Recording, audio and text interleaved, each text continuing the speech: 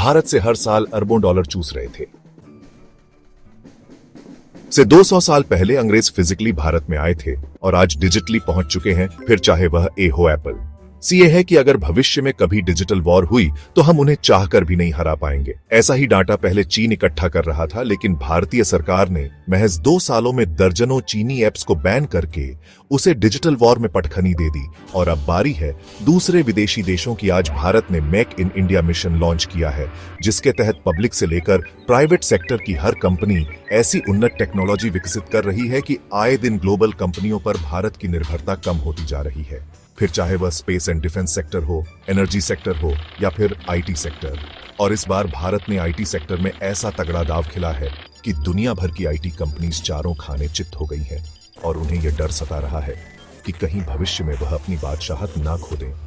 अब देखा जाए तो पिछले 2 दशकों में टेक्नोलॉजी फील्ड में माकत में भी यह कंपनी। गूगल $2 का फायदा कैसे होगा जानने के लिए पहले अगर आप सच्चे भारतीय हैं तो जल्दी से वीडियो को लाइक करके कमेंट बॉक्स में जय हिंद जरूर लिख दीजिए, क्योंकि जय हिंद लिखना हमारे लिए गर्व की बात है। इंटरनेट पर कुछ सर्च करना हो तो गूगल लोग ए मोबाइल ऐप का इस्तेमाल करते हैं और ए ऑपरेटिंग सिस्टम का मालिक है। googleapps.com गूगल्स को तो उसे भी गूगल से 85% एप्लीकेशन अमेरिकन ही होंगी, जैसे कि इंस्टाग्राम चट, ट्विटर signin.com एडवर्टाइजमेंट हम देखते हैं या फिर इन पर परचेस करते हैं तो उसमें से 70% हिस्सा इन कंपनीज को मिलता है और 30% हिस्सा गूगल 193 देशों का भी है। हालांकि एक देश यानी चीन ने पहले से ही अमेरिकन ऐप्स को बैन करके रखा है। वहां ना तो यूट्यूब चलता है और ना ही जब हम ट्विटर साइन इन करते हैं, विज्ञापन देखते हैं या फिर इन ऐप परचेस करते हैं तो उसमें से 70% हिस्सा इन कंपनियों को मिलता है और 30% हिस्सा गूगल को।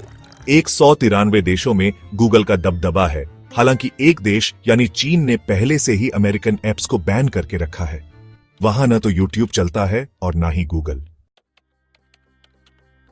इस स्टार्टअप ने मोबाइल कंपनियों से लेकर ऐप डेवलपर्स तक को एक नई उम्मीद दी है।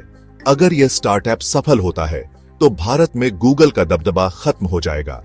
करोड़ों डॉलर्स अमेरिका पहुंचाने वाली डिजिटल पाइपलाइन की सप्लाई चेन ही कट जाएगी और 140 करोड़ भारतीयों को टेक्नोलॉजी सेक्टर में अमेरिकी कंपनियों पर निर्भर रहने की बजाय आत्मनिर्भर बनने का अवसर मिलेगा।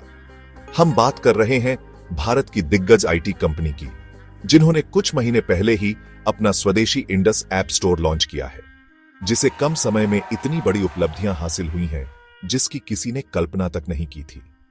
और इसने यह साबित कर दिखाया है कि इंडस ऐप स्टोर में कितनी क्षमता है। इंडस ऐप स्टोर ने लाखों भारतीय ऐप डेवलपर्स का भरोसा जीत लिया है। जी हां, इस ऐप स्टोर में 45 से अधिक कैटेगरी के 2 लाख से ज्यादा ऐप्स और गेम्स पहले ही लिस्ट हो चुके हैं।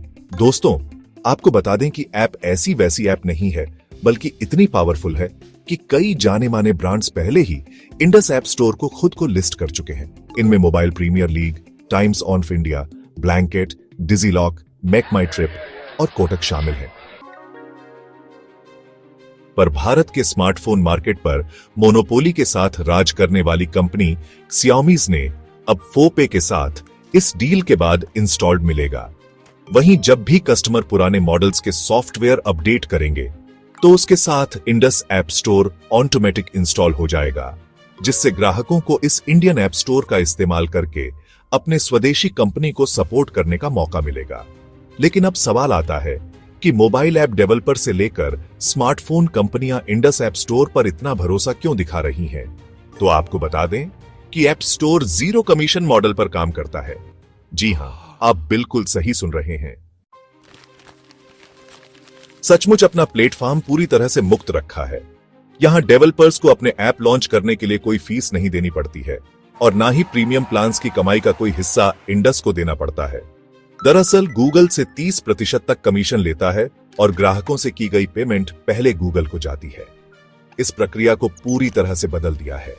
यहां डेवलपर्स को थर्ड पार्टी पेमेंट गेटवे का इस्तेमाल करने की अनुमति है, जिससे वे सीधे ग्राहक से पेमेंट कलेक्ट कर सकते हैं और उसमें से इंडस को कोई हिस्सा देने की जरूरत नहीं।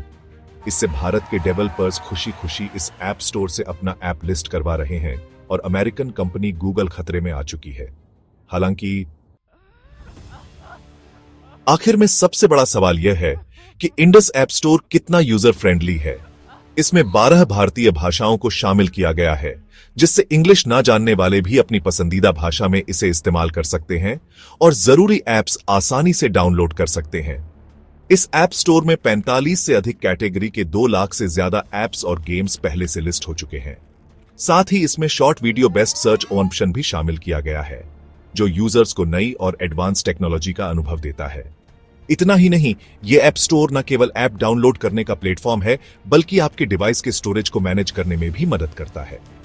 आपके पिछले उपयोग के आधार पर यह सुझाव देता है कि कौन से ऐप्स डिलीट किए जा सकते हैं, ताकि आपके फोन की स्टोरेज फुल ना हो और डिवाइस बिना हैंग हुए स्मूथली काम करे।